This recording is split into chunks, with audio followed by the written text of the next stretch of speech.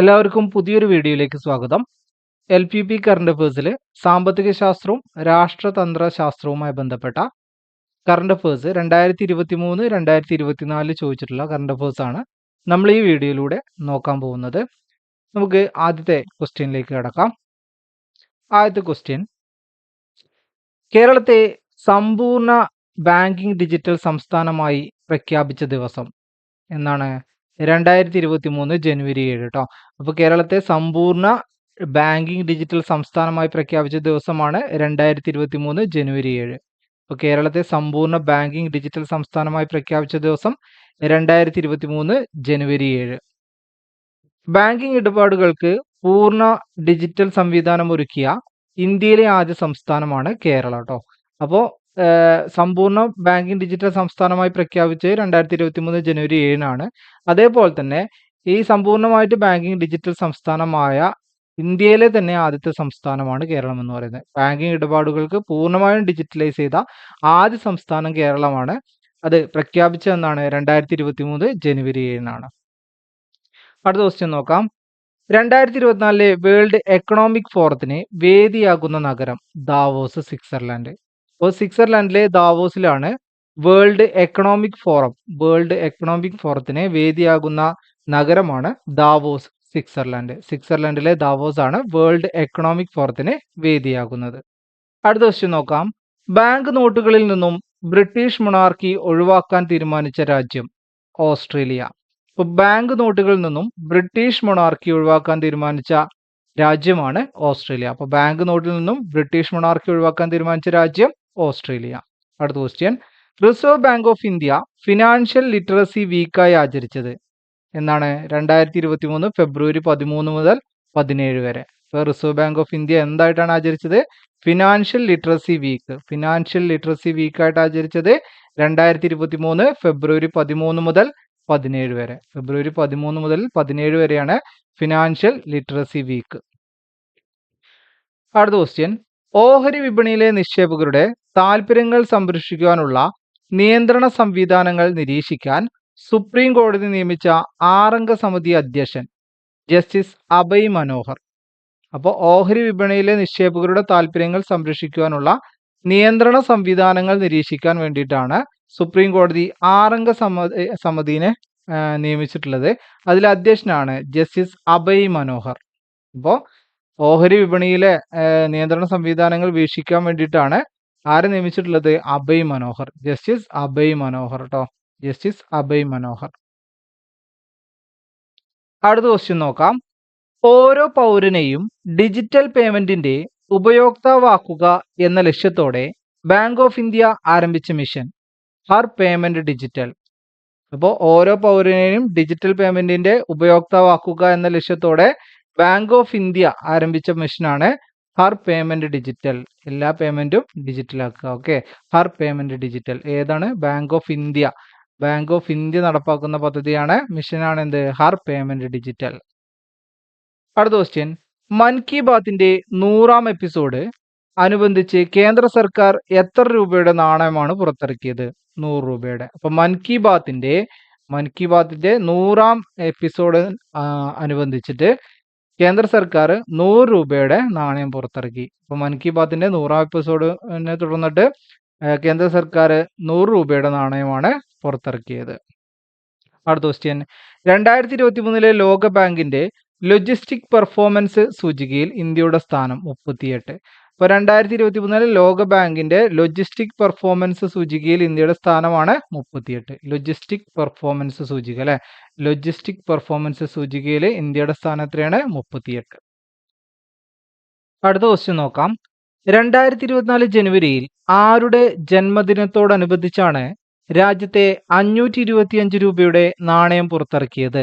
മീരാബായി. അപ്പോൾ മീരാബായിയുടെ ജന്മദിനത്തോടനുബന്ധിച്ചാണ് 525 രൂപയുടെ നാണയം പുറത്തിറക്കിയത് എന്നാണ് 2024 ജനുവരിയിൽ. 2024 ജനുവരിയിൽ 525 രൂപയുടെ നാണയം പുറത്തിറക്കി. ആരുടെ ജന്മദിനത്തോടനുബന്ധിച്ചാണ്? മീരാബായി. അടുത്ത ക്വസ്റ്റ്യൻ, 2024 ജനുവരിയിൽ ഗ്രീൻ റുപ്പി ടേൺ ഡെപ്പോസിറ്റ് എന്ന ഡെപ്പോസിറ്റ് ആരംഭിച്ച bank state bank of India, SBI. അപ്പോൾ SBI ആണ് ഗ്രീൻ റുപ്പി ടേൺ ഡെപ്പോസിറ്റ് എന്ന ഡെപ്പോസിറ്റ് ആരംഭിച്ചത്? 2024 ജനുവരിയിലെ ഗ്രീൻ റുപ്പി ടേം ഡെപ്പോസിറ്റ് എന്ന ഡെപ്പോസിറ്റ് ആരംഭിച്ചത് ആരാണ്?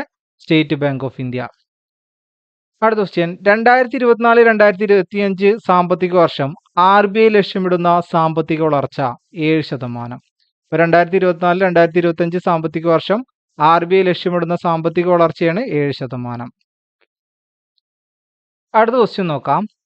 ഇന്ത്യയിൽ പരിസ്ഥിതി ബജറ്റ് അവതരിപ്പിച്ച ആദ്യ സംസ്ഥാനം കേരളം. ഇന്ത്യയിൽ പരിസ്ഥിതി ബജറ്റ് അവതരിപ്പിച്ച ആദ്യ സംസ്ഥാനമാണ് കേരളം. ഇന്ത്യയിൽ പരിസ്ഥിതി ബജറ്റ് അവതരിപ്പിച്ച ആദ്യ സംസ്ഥാനം കേരളം. അടുത്ത ക്വസ്റ്റ്യൻ, ഇന്ത്യയുടെ എത്രാമത്തെ റിപ്പബ്ലിക് ദിനമാണ് 2024 ജനുവരി 26 ആഘോഷിച്ചത്? 75. അപ്പൊ ഇന്ത്യയുടെ 75ാമത്തെ റിപ്പബ്ലിക് ദിനമാണ് 2024 ജനുവരി 26 ആഘോഷിച്ചത്. ഈ റിപ്പബ്ലിക് ദിനത്തിൽ സ്പെഷ്യൽ ഗസ്റ്റ് ആരായിരുന്നു? ഫ്രഞ്ച് പ്രസിഡന്റ് ആയിരുന്നു കേട്ടോ. ഫ്രഞ്ച് പ്രസിഡന്റ് ആയിരുന്നു സ്പെഷ്യൽ ഗസ്റ്റ്.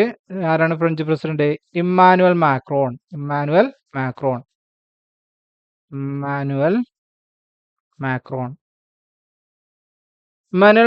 ആയിരുന്നു ഫ്രഞ്ച് പ്രസിഡന്റ് സ്പെഷ്യൽ ഗസ്റ്റ്. ഇന്ത്യയുടെ റിപ്പബ്ലിക് ദിന പരേഡിൽ സ്പെഷ്യൽ ഗസ്റ്റ് ആയിരുന്നു ആര്? Emmanuel Macron. 2024 ജനുവരി 26 75ാമത്തെ റിപ്പബ്ലിക് ദിനമാണ് ആഘോഷിച്ചത്. അടുത്ത ക്വസ്റ്റ്യൻ, പൂർണ്ണമായും സ്ത്രീലിംഗത്തിൽ തയ്യാറാക്കിയ ഇന്ത്യയിലെ ആദ്യ ബിൽ അവതരിപ്പിച്ച നിയമസഭ? കേരള നിയമസഭ. അപ്പോൾ പൂർണ്ണമായും സ്ത്രീലിംഗത്തിൽ തയ്യാറാക്കിയ ബില്ല്. അപ്പോൾ ആ ബില്ല് ഏതായിരുന്നു? ബില്ല് എന്ന് പറയുന്നത് കേരള പബ്ലിക് ഹെൽത്ത് ആക്ട് കേട്ടോ. Kerala public health act.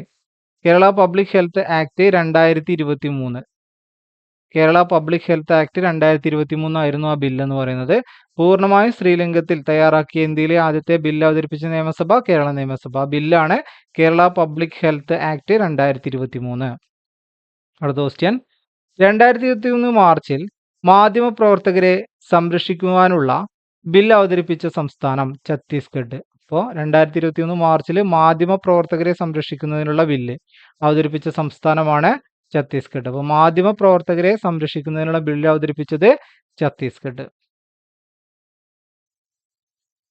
അടുത്ത ക്വസ്റ്റ്യൻ നോക്കാം. 2023 ഏപ്രിലിൽ ഇന്ത്യൻ ഭരണഘടനയുടെ ഏത് ഭാഷയിലുള്ള പതിപ്പാണ് പുറത്തിറക്കിയത്? ഡോഗ്രി ഭാഷ.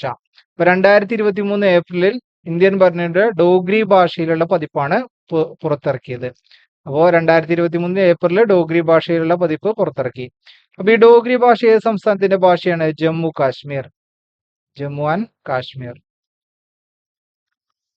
ജമ്മു കാശ്മീരിന്റെ ഭാഷയാണ് ഡോഗ്രി ഭാഷ. അടുത്ത ക്വസ്റ്റ്യൻ, ഇന്ത്യൻ പാർലമെന്റിന്റെ ചരിത്രത്തിന്റെ ഭാഗമായ പ്രസംഗങ്ങളും നടപടികളും ജനങ്ങളിൽ എത്തിക്കാൻ ആരംഭിച്ച YouTube channel? Digital Sansad parliament of India. അപ്പൊ ഇന്ത്യൻ പാർലമെന്റിന്റെ ചരിത്രത്തിന്റെ ഭാഗമായ പ്രസംഗങ്ങളും നടപടികളും ജനങ്ങളിൽ എത്തിക്കാൻ വേണ്ടി ആരംഭിച്ച യൂട്യൂബ് ചാനലാണ് digital Sansad parliament of India. അടുത്ത ക്വസ്റ്റ്യൻ, ഇന്ത്യയുടെ പുതിയ പാർലമെന്റ് കെട്ടിടത്തിന്റെ ആകൃതി ത്രികോണാകൃതി. അപ്പോൾ ഇന്ത്യയുടെ പുതിയ പാർലമെന്റ് കെട്ടിടത്തിന്റെ ആകൃതിയാണ് ത്രികോണ ആകൃതി. അപ്പൊ പുതിയ പാർലമെന്റ് കെട്ടിടത്തിന്റെ കുറച്ച് കാര്യങ്ങൾ നമുക്ക് നോക്കാം. അപ്പൊ പുതിയ പാർലമെന്റ് കെട്ടിടം ആർക്കിടെക്ട് എന്ന് പറയുന്നത് ബിമൽ പട്ടേൽ ആണ്. ബിമൽ പട്ടേൽ ആണ് ആർക്കിടെക്ട്. ഇത് പുതിയ പാർലമെന്റ് മന്ദിരം ഉദ്ഘാടനം ചെയ്തതെന്നാണ് 2023 മെയ് 28 ഉദ്ഘാടനം ചെയ്തത്. നരേന്ദ്രമോദിയാണ് ഉദ്ഘാടനം ചെയ്തത് 2023 മെയ് 28. ഈ പുതിയ പാർലമെന്റ് മന്ദിരത്തില് ലോക്സഭയിലുള്ള മൊത്തം സീറ്റിംഗ് കപ്പാസിറ്റി എന്ന് പറയുന്നത് 888ഉം രാജ്യസഭയിലെ ടോട്ടൽ സീറ്റിംഗ് കപ്പാസിറ്റി എന്ന് പറയുന്നത് 384. അപ്പൊ ലോക്സഭയിലെ സീറ്റിംഗ് കപ്പാസിറ്റി 888ഉം രാജ്യസഭയിലെ സീറ്റിംഗ് കപ്പാസിറ്റി 384. ഇനി ഇതിൽ പറയുന്നത് ലോക്സഭയിലെ ലോക്സഭാ ചേംബറിന്റെ പ്രമേയം എന്ന് പറയുന്നത് മയിലാണ് കേട്ടോ. മയിലിന്റെ ആകൃതിയിലുള്ള പ്രമേയത്തിലാണ് ഈ ലോക്സഭയില് അറേഞ്ച് ചെയ്തിരിക്കുന്നത്. ചേംബർ അറേഞ്ച് ചെയ്തിരിക്കുന്നത് മയിലിന്റെ മയില്. അടുത്ത് രാജ്യസഭാ ചേംബറിന്റെ പ്രമേയം എന്ന് പറയുന്നത് താമര. ഇപ്പൊ രാജ്യസഭാ ചേംബറിന്റെ പ്രമേയം എന്ന് പറയുന്നത് താമരയും ലോക്സഭാ ചേംബറിന്റെ പ്രമേയം എന്ന് പറയുന്നത് മയിലുമാണ്.